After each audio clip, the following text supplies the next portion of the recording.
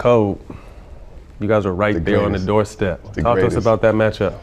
The greatest, man. I just remember, that was my moment where me and Cole became, before that, we went to the Olympics before that, we became very close. But we became close on some disrespectful shit. Like Cole, you know Cole, man. Going at your neck. He going at your neck, he's saying shit to you, elbowing you.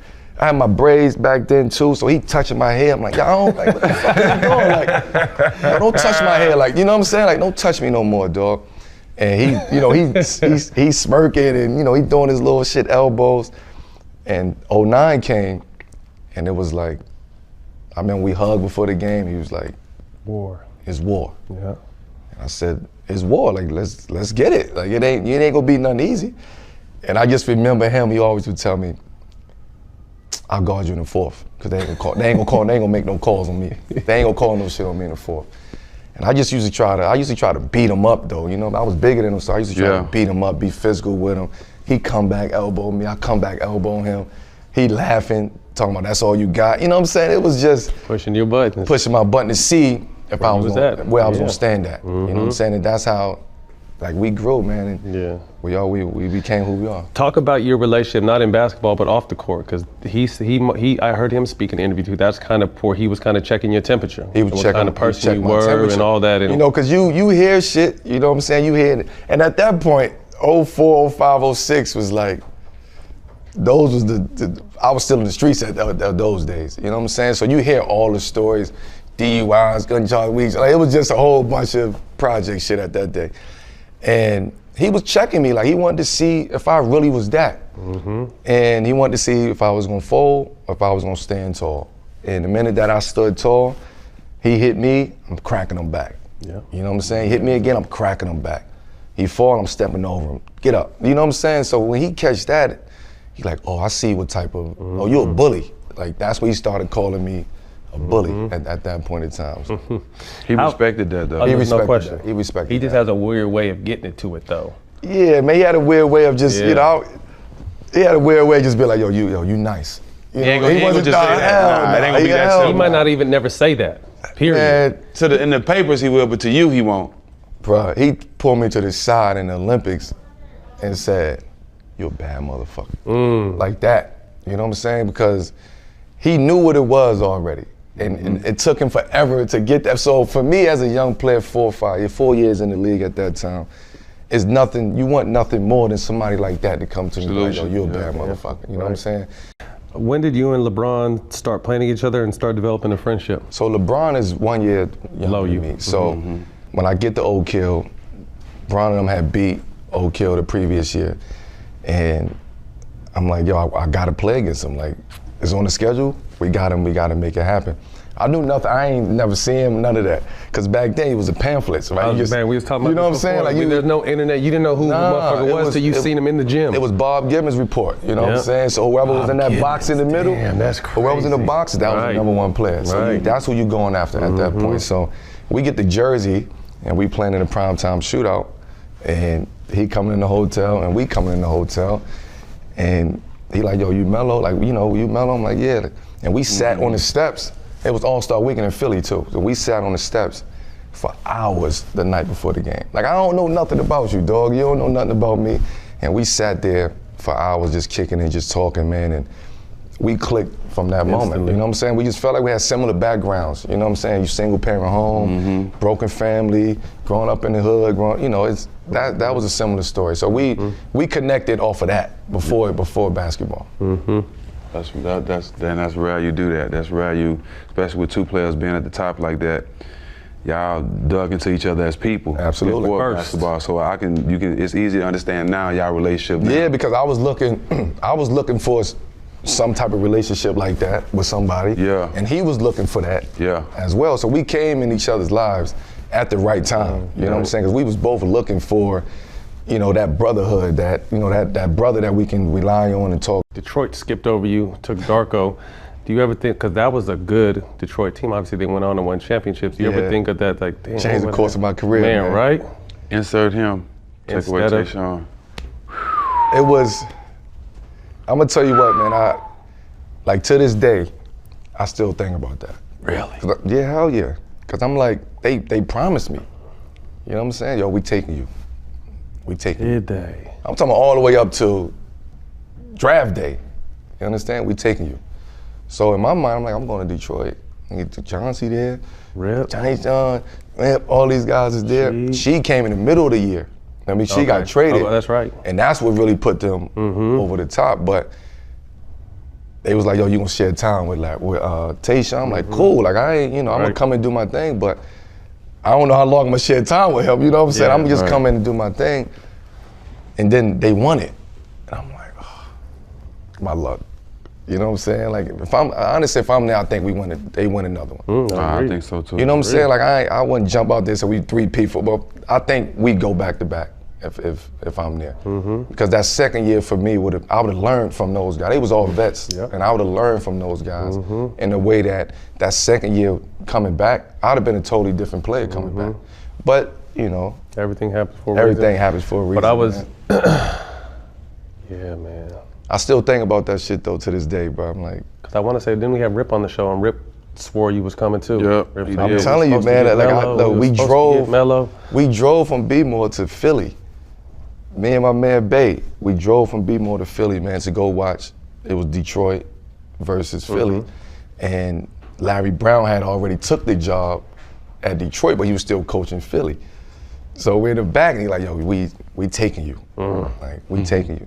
So I'm driving back up 95, like, yo, we going to Detroit. The whole hood is we Detroit. Detroit. You know what I'm saying? So it's like, he's not enough for the Lakers to bring home the title. It's not a knock against Melo. It's just that the Brooklyn Nets exist, and if they are healthy, they have too much firepower, and the Lakers are constructed imperfectly, though they did an amazing job in the offseason. Carmelo was an excellent pickup, I think. To lead your second unit, he has real value.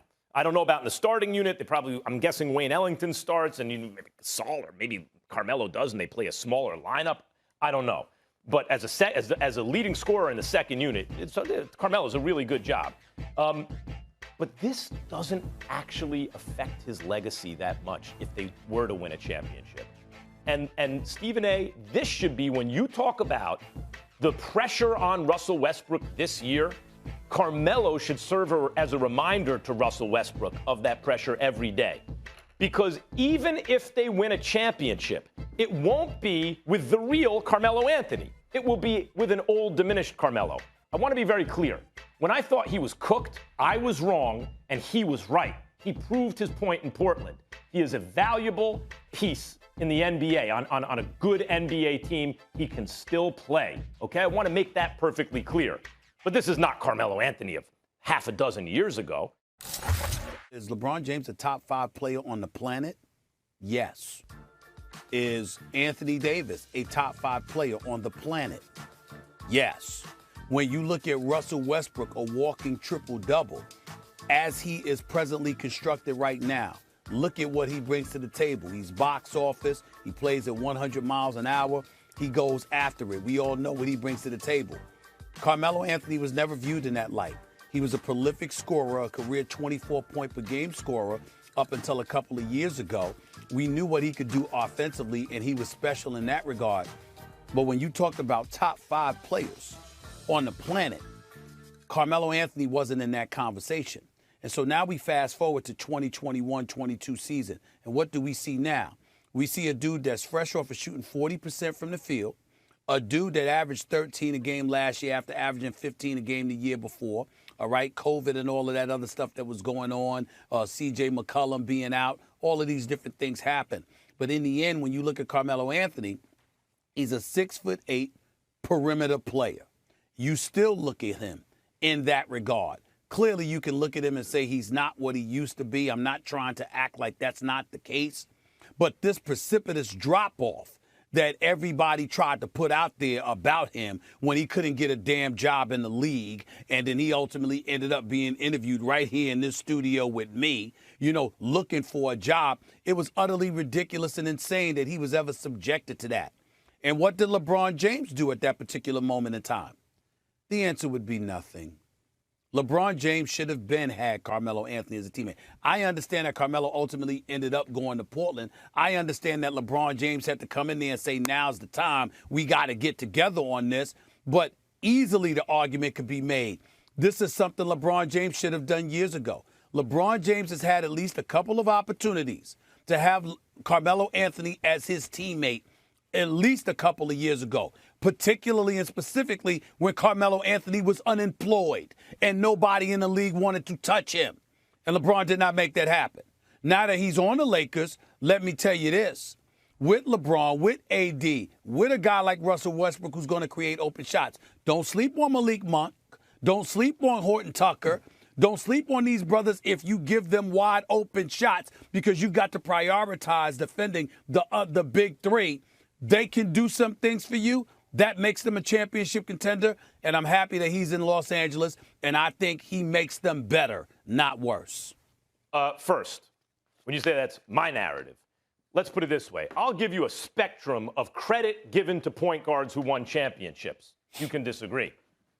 Isaiah Thomas gets more credit for his championships as the point guard than Jason Kidd does because of where Isaiah was in his career at the time. It was very clear Isaiah was a great player who was probably, I would say, and it was a very good team. Pause before you go on. Yeah. Pause before you go on. Yeah. My point is, I understand what you're saying about where Isaiah is. What I'm saying is, in Jason Kidd's best day, still, Dirk Nowitzki was on another level. Oh, okay, that's fine. That's what I'm saying. You can be the second best player on the team. I mean, had Kidd done it a few years earlier, I believe he would have gotten more credit when he was more at the height of his powers. He was still an excellent player because he was a great player, but he was no longer what he once had been, in my view. And therefore, Isaiah, on the spectrum of how much credit you give guys for championships, right? Isaiah's over here, Kidd's over here, Peyton's is over there, right? It goes on that spectrum. Peyton gets the least credit because he was least close to his prime. And my point for Carmelo is, yes, it'd be a nice thing for him to win a championship if he contributes as a valuable runner of the second unit offense or focal point of the second unit offense. He will get real credit. If he's an 18-minute-a-game player who plays sometimes, he will get less. But at any rate, it won't mean the same to his legacy as had he done it half a dozen years ago when he was one of the very best players in the league. All I'm saying is that depends on the team. Like, for example, if you're talking to me about Carmelo Anthony in the role now compared to when he was with New York or Denver, that's a given. But what I'm trying to say is that, Max, if he averages 20 to 25 a game, if he averages 20, 25 minutes a game, right? Let's say, for example, he averages 15 to 18 a game. And come playoff time, and particularly the finals, that's the brother you go to in the fourth quarter that's drilling 3 or 4 perimeter shots. I'm saying to you, that's going to be a very valuable component, and nobody's going to be talking about a drop-off because that's what we were accustomed to seeing from Carmelo. I agree. I think that is an unlikely scenario. I'd root for it to happen because contrary to popular belief, I do root for Carmelo Anthony. He was the one guy in 25 years who was like, I want to go to the Knicks when I used to root for the Knicks, and I always appreciated that. So I would hope that you're right. I'm saying, I bet you I would say the odds are against that Carmelo is an 15 to 18 point a game scorer this season, and in the playoffs is even better in critical moments. But it would take something like that for it to really have an influence.